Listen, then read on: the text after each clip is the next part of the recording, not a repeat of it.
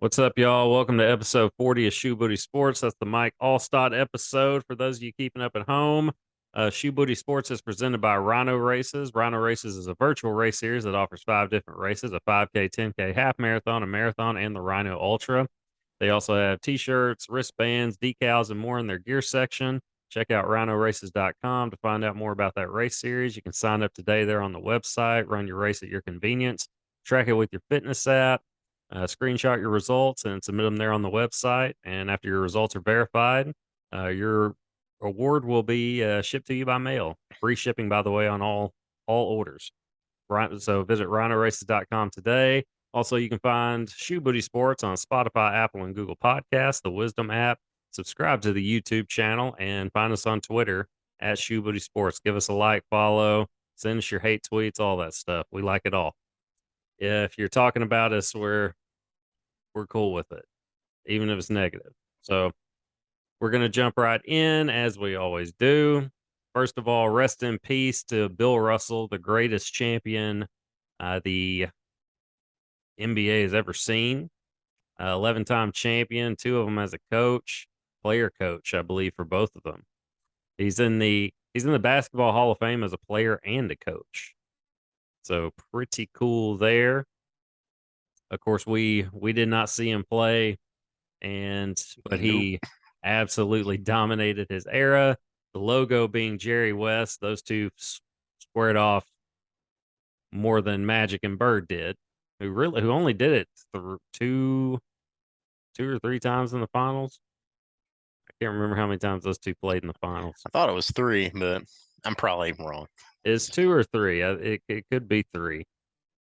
I don't remember either, but a lot of people today, yeah, would Bill Russell have won 11 championships in today's game? No, but he dominated his era. I mean, for his era, that's what he did. He was the man.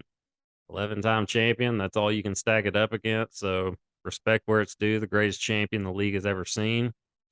So rest in peace to him. 88 years old.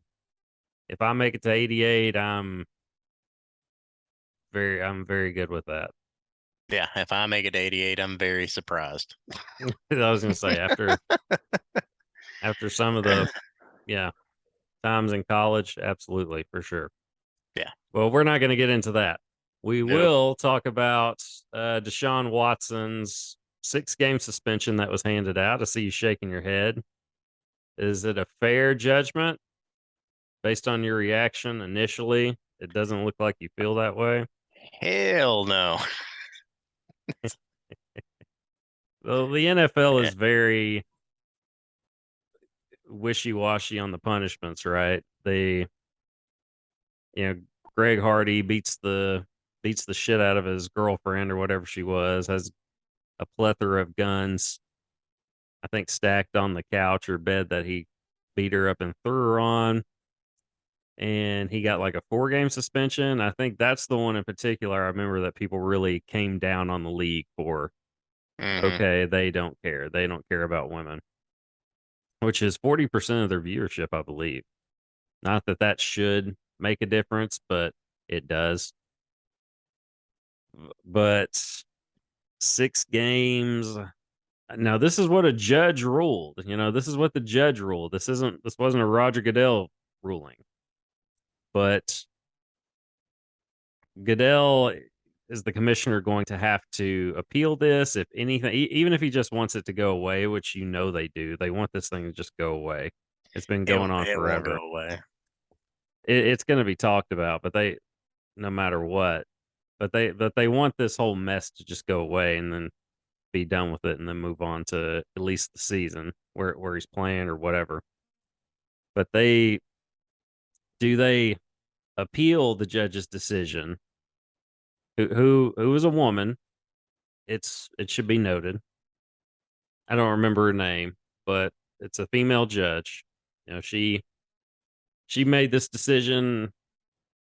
We won't. I'm not going to go deep into the specifics. We all know what Deshaun Watson did. If not, Google it. You'll figure it out. But if anything, I would think Goodell might appeal this for just a PR move, because they want to look like they're coming down hard on him for this. Uh, from what I've heard and read, the NFL was seeking a year suspension, like a full season suspension, and if anything, maybe 8 games, but 6. So If a player gets suspended all season for a $1,500 bet, I like a total of 1,500, I believe it was. yes, $1,500 bet, and yeah, he gets a whole season for that. But dude, how was it? Over 30 women or 30 cases? Over 30 cases, and he had 60 massage therapists. Like it's Dude, just a and the only guy. 6 games. I mean, hell, Big Ben had one accusation and he got 6 games. Is that what he had? 6? I couldn't remember what he had. Yeah.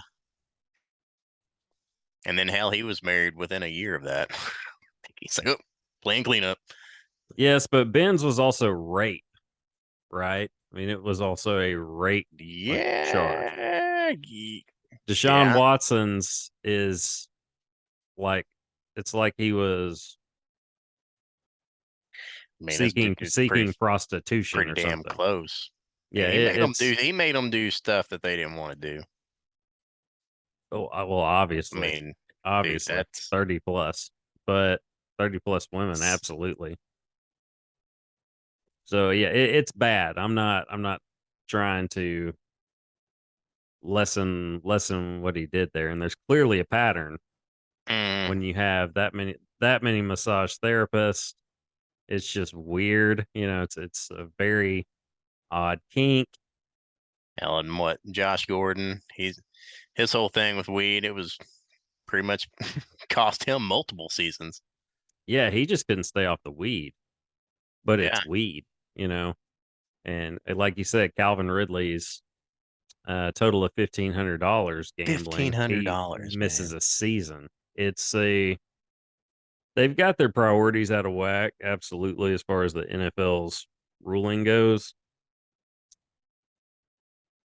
There's not a way I could sit here and think of a like it's in the rules. Basically, don't smoke weed, don't bet on games, and they did Well, that, yeah, and you but got to suffer the consequences. Of course, like there's it's this goes without saying. This shouldn't be in the rule book yeah, of you shouldn't have to put it in the rule book because yes, I was going to say something similar earlier, don't but seek prostitution from your massage therapist. That'd be a weird thing to have to add to the rule book. Of course, you don't do that thinking ahead, but it's got to be a harsher sentence than the Josh Gordon or Calvin Ridley case by a million, because it's not even in the same ballpark. One's like an offense, just or you broke a rule. The other is an egregious man, they could at least made it a damn half a criminal season. offense. I mean, hell, he didn't even get a half a season. Yeah, 6 games in a They can still make the playoffs if they wanted to. yeah, 6 games in a 17 game season. Yeah, and so yeah, and Jacoby Brissett. I mean, that's not a bad option, especially with that offensive line and the defense. I mean, the Browns they've got some players, Yeah, they built it up around Mayfield. Man, and he just couldn't stay healthy and get it done this past season. But it's weird, man. The whole thing is weird. The league wants it to go away. The main question is that it's not yeah, it's not a fair judgment. I would say, in my opinion, I'm like you. I think he should have gotten at least half a season. I think the NFL is right to seek a year, yeah, but I mean, this is what the judge ruled, and if anything, if Goodell appeals it, I would think he'll do it. If anything, just as a PR move to, if anything, make it look like, hey, we're trying to come down hard on this guy, which they probably want to anyway. But then again, it's a stupid situation. dude's clearly got some issues, and they need to have, if anything, have in the punishment, seek some kind of treatment for this, because this is a weird pattern. And I think he's only losing out on like $320,000. Like he's not losing any of his big time money, any of his signing bonus or guaranteed money. Now, is this counting like the settlement and all that? The settlements? Because I well, no, think so. because I think they were all seeking at least like 100 grand originally, and Hmm, I'm sure it's more than that now. But yeah. still, I don't that's know. not a I lot read a when you have number. Yeah, I 230 think that was million. just his lawyer fees was 380. So it'll all add up to more, but he's not going to be hurting. He got paid $21 million to stay at home last season. So he can afford it. He'll do okay. He'll be okay after all this. So I would say minimum 8 would have been fair, but then again, I'm not the judge. She knows more about the case than I do, but just looking at it from the outside, which is what everybody else knows about as much about it as we do. And that's probably going to be how, I don't know if it's the majority, but a lot of people are going to feel that way, that was Yeah, we'll have to not wait for much the of a 30 for punishment. 30 here in about 10 years. But I we'll don't we'll know. find out. I'd say I don't know if anybody wants to do a 30 for 30 on this, but we had a massive thing on OJ, like a 5-parter or whatever it was. So yes, Yeah. it could very well happen. I would watch it. I mean, Oh yeah. I would watch it just because it's a weird ordeal, man.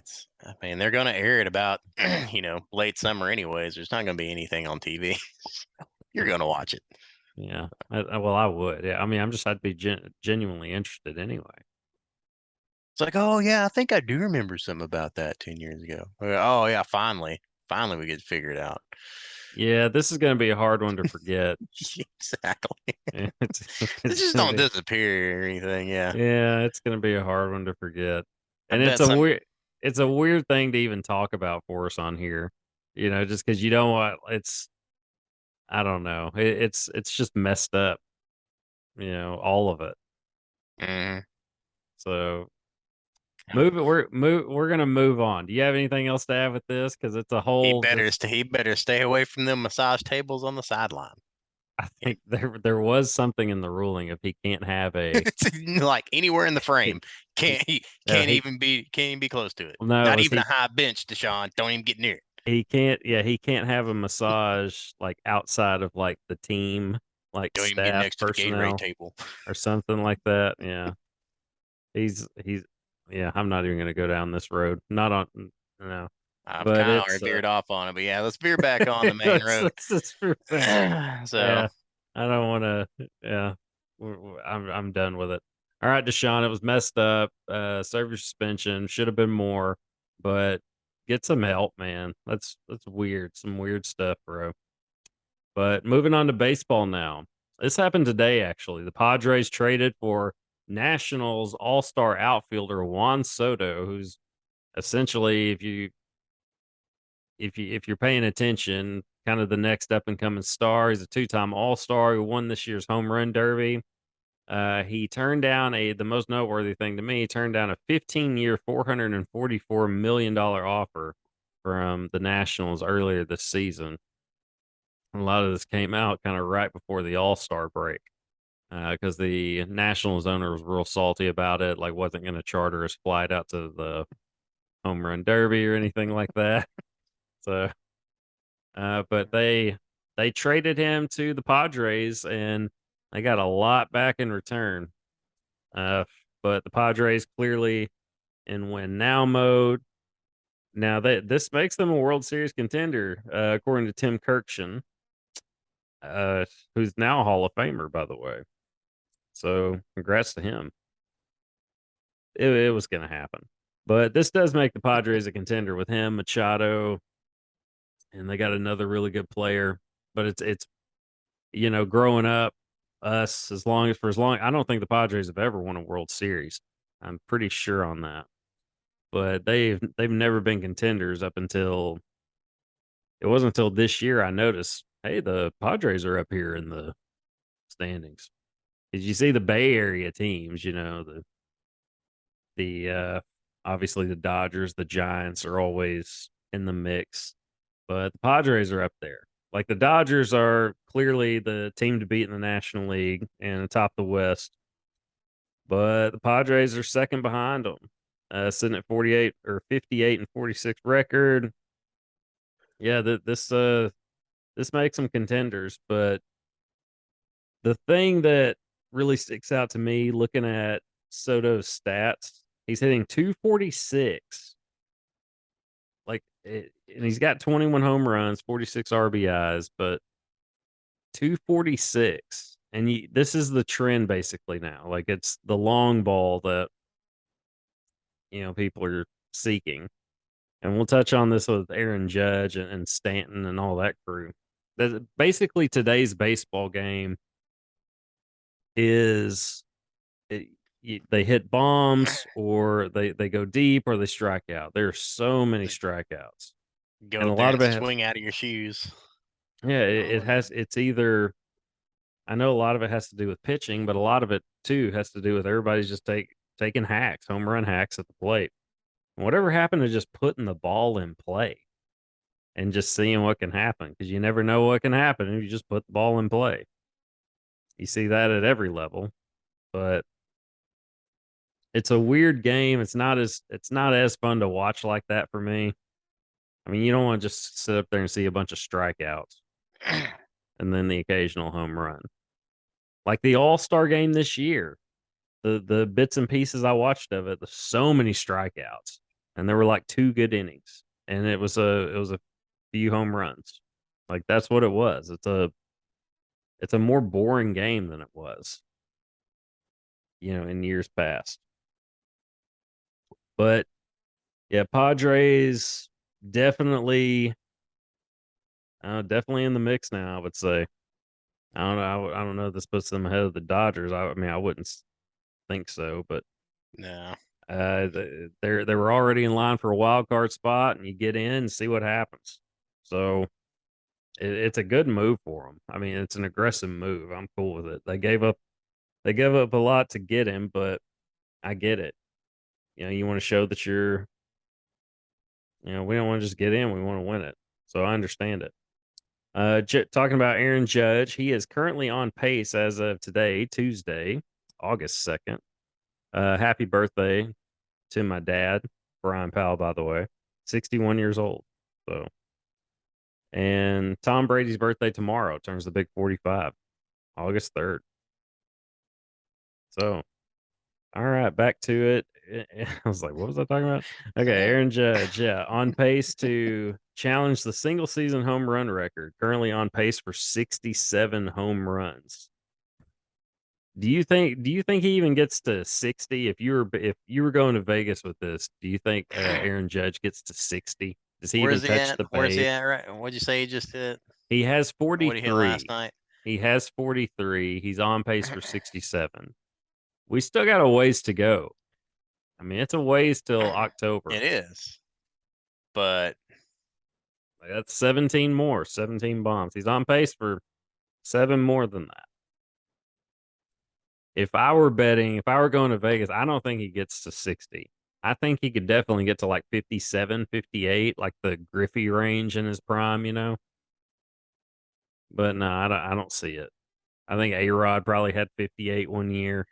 yeah, I wouldn't. Yeah, I wouldn't want to make that bet because it's. I mean, you're always going to wear thin towards the end of the season. I mean, I want to say we've seen this before, man. Oh, we've but seen it. We've but seen it a but lot. with steroids. Yes, we have. Now those guys got there, and Those guys did get there, but there's a couple of seasons where they're close. And they're like, and they kind of slump off there towards the end, and then they just got close, and then freaking blew the doors off.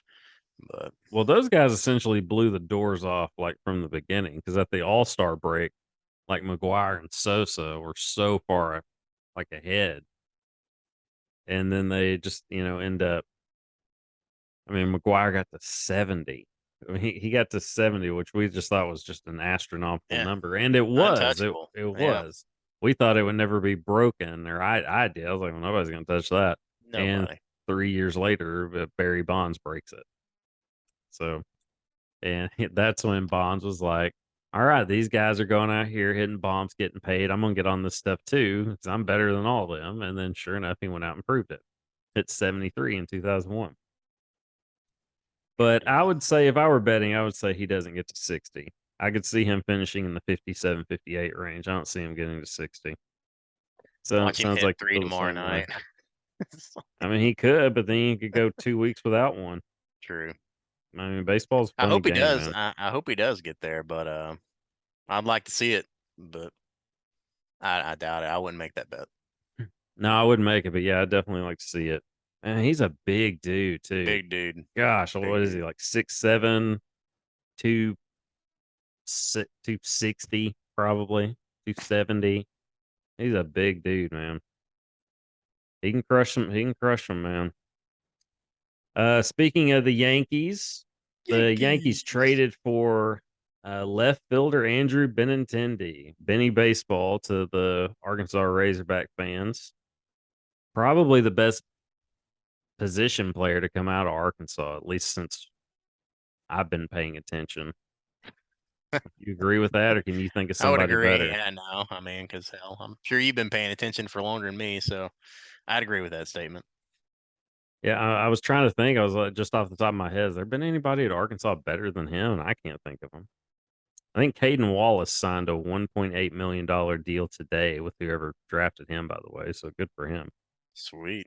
But yeah, Yankees traded for Benny Baseball after losing the Subway Series to the Mets last week. Benintendi had 111 hits with the Royals this year and a 320 average. But since joining the Yankees, he has hit his average is 77, 1 for 13 at the plate so far with the Yankees. So it's that Yankees effect. I mean, a lot I of guess. free agents go to the Yankees. They feel that pressure from the New York crowd or whatever it is, and they just slump it up. Some rise to it and elevate their game. Derek Jeter, of course, he was homegrown Yankee guy, but so it's different. But we saw how A Rod did when he initially came over, and they struggled a lot at times. He had that one phenomenal season, and whatever year it was, late 2000, mid, no, it was the late 2000s, or he had an MVP season, and of course they did finally win it with A Rod there in 2009, I think it was, but that was the last World Series championship, right? But from the Yankees, I believe so. I couldn't tell you. But I do like this move if I'm the Yankees. I mean, he'll get it together. Oh, yeah. He'll pick it up. Benintendi, he's a heck of a player. But key addition for them, Yankees, I think the only team right now with 70 wins. So Yankees being the Yankees as far as that goes. We touched up on Brady's birthday, but sticking with the Bucks, center Ryan Jensen suffered a major knee injury last Thursday at training camp. How does this affect Tom Brady? And I mean, it doesn't affect him in a positive way, of course, but No. I how mean, much? well, How big of a loss is this for Tampa? I'd say it's a pretty big loss. I mean, centers, I mean, he's pretty much got to know everything the quarterback does. I mean, minus the receiver routes. But I mean, hell, I'd say it's a pretty big hit. But then again, I don't know what their depth chart looks like. I don't know who they have just waiting, waiting to fill the spot. But yeah, I'd say Well, it's got to be a huge blow. nobody like him, I'm sure, but we're But gonna he does. find Then out. again, Brady doesn't take a whole lot of snaps under center either. So that's a good thing. Yeah, but But he protects him well I too. know. Brady's But not I'm saying exactly the most mobile guy. if he took a lot of snaps under center, that's another aspect that you got to worry about because there's the familiarity of the exchange. So your Yeah, quarterback's got to like how but your he butt does take feels. him under center. I mean, it's not college or high school, where you're in one formation the whole time. I mean, they're all over the place. So I hope no college football is like that still. But this is a big loss for Tampa. It's because Jensen was going to go sign with the Bengals. The Bengals wanted him until Brady essentially said, "Yeah, I'm going to be back." I think it was. It's yeah, kind of how that played out. He was going to sign with the Bengals, and yeah, So he re-signs with Tampa when he finds out Tom's back, and then this happens. So this sucks for him. Hopefully, it sounds major because we know that scream that that was reported. It was reported. They heard like scream. Anybody that's played football or has been We've heard around it. it enough, you and I have heard it, and it's bad when somebody that tough, and physically dominant is on the ground screaming like that, it's something major. And that was similar here. So he's looking at they haven't said what it is, but I'm sure it's a torn ACL and possibly some other CLs as well. But wish him the best. We'll see how this goes for the Bucks moving forward. Jumping to the name of this episode, Mike Alstott. Mike Allstott's a Hall of Famer, right? He's not in the Hall of Fame. I know he's like nominated, but we're putting him in essentially like unanimously, right? For sure. For sure. I What haven't year did seen he it. retire? Oh, I don't remember. I just remember in middle school he was an absolute just monster. Dude, beast. But yeah, I think he's in, of course, the Bucks Ring of Honor, and all that. But as far as I think he's up for it, like him and Rondé Barber, maybe. If I saw that headline right. But yeah, these are stats. Allstott played 11 seasons for the Buccaneers. He had 1,359 carries for 5,088 yards, 58 touchdowns rushing, and 305 catches for 2,284 yards. That's a stat that surprised me.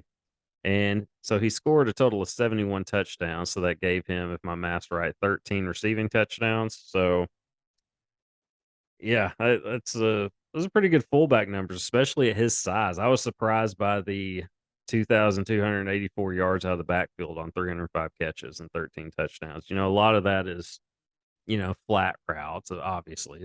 Probably 90% of them are flat routes, but are just sitting in the flat and then getting it tossed to him, right? But hey, Every you one got of to, them ended with a big hit, too. yes, yes, it with him dishing it out. Mm, But finished his career 11 seasons, 6 Pro Bowls, 1 Super Bowl championship. Going back to last week's episode, the Larry Zonka episode, I compared the numbers. Larry Zonka's rushing totals overall better than Mike Allstott's. Larry Zonka had 8,081 yards, 64 touchdowns with a 4.3 average rushing. But you got to remember too, Allstott's carries were in the red zone, like in the red zone, goal line situation, stuff like yeah. that. So A that's lot of half why, yard and 1 yard carries. yeah, that's why his average is 3.7 because it didn't need to be more than that. But as far as like this is their season stat line. This is what stood out to me. Zonka 5 Pro Bowls, 11 seasons, 2 Super Bowls. He did have 1 Super Bowl MVP, 33 carries, 145 yards, and 2 touchdowns. But there are currently 6 players listed as fullbacks in the Hall of Fame, one of which is Jim Brown.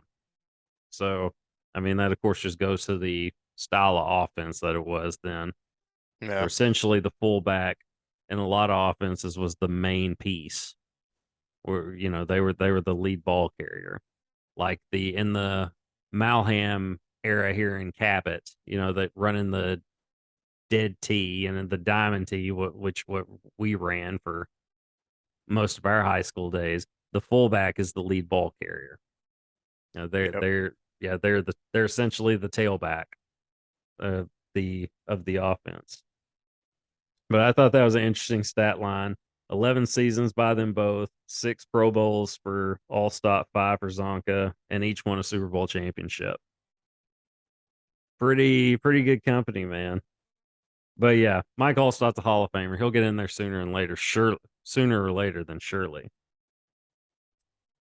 Did that even make sense? Sooner or No, later? Yeah, then okay. surely.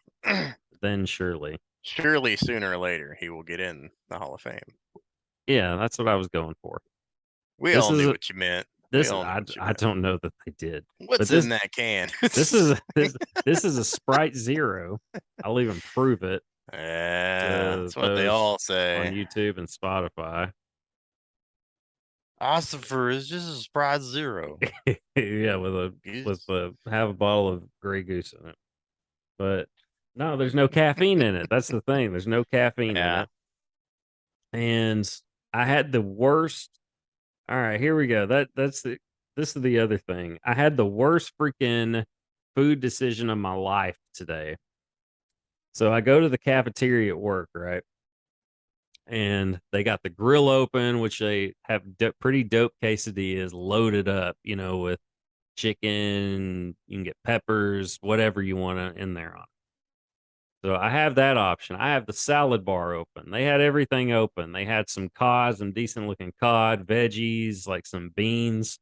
And then I look down at this thing that's wrapped up in like foil, like sub style foil. And I'm like, what's that there?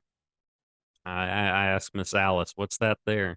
And she says it's an Italian sandwich. I said, oh, what's all on it? And she even like sticks her head over to the grill, the lady at the grill.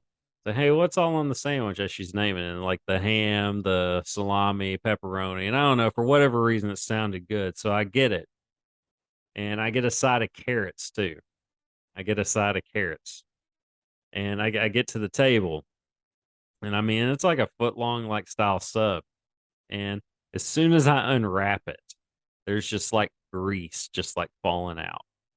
So the thing is just like like coated and It is layered in soaked. grease. The bread has Just soaked the soaked. grease. The bread is soaked. The wrapping is like almost dripping of grease. And it's like, well, it's too late. I should have taken it back up there and Yeah, just you been should like, say I can't, it's not too late. I I changed my can't. mind. Yeah, I can't eat this. Like, look at this. Or if anything, yeah, just be like, look, I just need to get something else. Because we got to pay for it. I don't do the scan the badge thing and it's mine. I got to pay for it. Granted, I get a discount, but I still got to pay for it. So I was like, ugh. And if anything, at worst, I should have still chunked it. I should have just eaten the 778 or whatever it was and just gotten a salad. But I didn't. I ended up eating 3/4 of it. I somehow didn't get sick. I'm shocked I wasn't sick. Maybe it was the carrots I wolfed down after just to feel like I ate something decent. And yeah, Do you feel worse than McDonald's? I still feel gross. Like I feel gross. Like currently still feel disgusting. And I'm gonna go a hard 30 minutes on the treadmill tomorrow. Not enough to hurt myself, but I'm definitely gonna sweat this disgustingness Get out of me. get the meat sweats out of your system. Yeah, it's so gross. I ate dinner tonight, but I purposely like I have food here, but I purposely got salad supreme from US Pizza and just like that's what I ate. I was like, I'm eating salad tonight, no matter what. Like, I'm getting salad.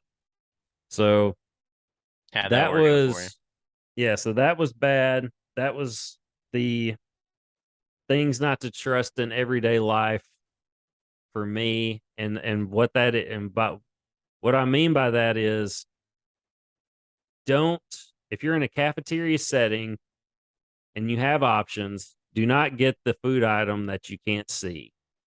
If it's sitting there and it's covered, don't get like and it's wrapped up, don't get it because you don't know what's going to be on the inside of that. Now, if you can see it in front of you, like, yeah, okay, that looks good. Then, yeah, go with that over something that's just wrapped up there, sitting next to the items that are out, fresh for your eyes to see. So, things not to trust in everyday life. There you go. Learn from my mistakes, do better, people. If anything, it was a hard lesson learned. Like, it was a lesson learned. So, You could have had a worse lesson, but could I just don't know. mention. That was pretty bad. Yeah, I could have paid for it. Like, I expected massive heartburn to come and all that. It didn't. I felt a little sluggish, but I think that was mostly in my head as much as anything else. Like, I just knew I ate something that's probably going to kill me 2 years sooner, or who knows. But we never got to your controversial food take or unknown food gem last week. So I'm going to give you a chance to jump on that. We got about 3 minutes before we got to get out of here. Man, So I kind of forgot about this. Controversial food take. Is But that I'm pretty. sweat on your shirt, by the way? Or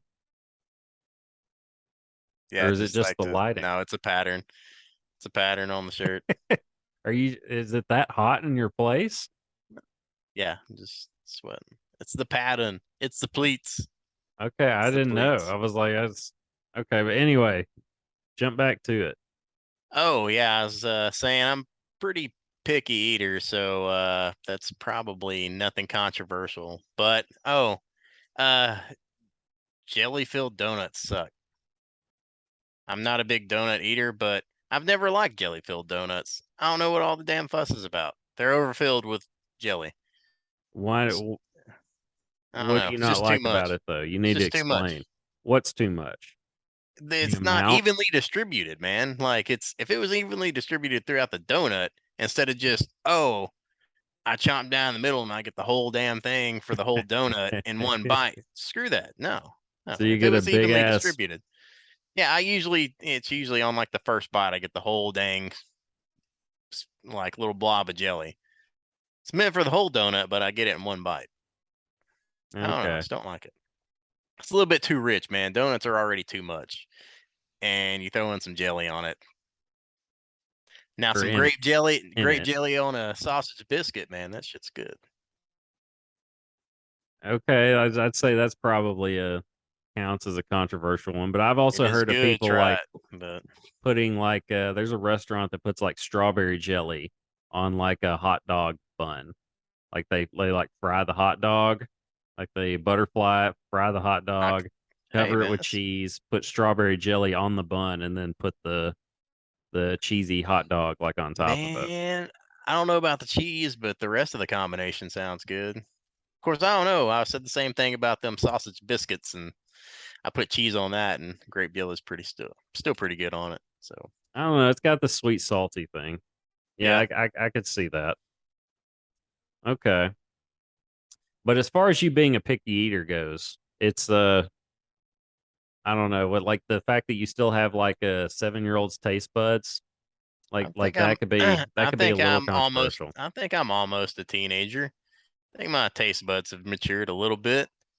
Well, Uh, progress. But until then, we're gonna get out of here. We'll be back next week with episode 41, the Dirk Nowitzki episode. oh, That's what's up. But till then, this is your host, Graham Powell. Brother Brown. Deuces, y'all. See you later.